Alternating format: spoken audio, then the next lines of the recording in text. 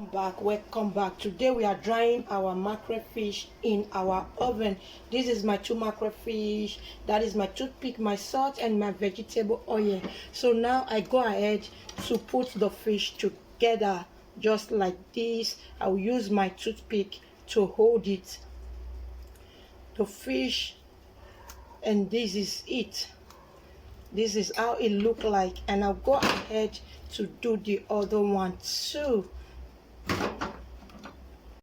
I'll mix my oil, my salt inside my oil, and I'll mix thoroughly. I'll be applying it on my fish.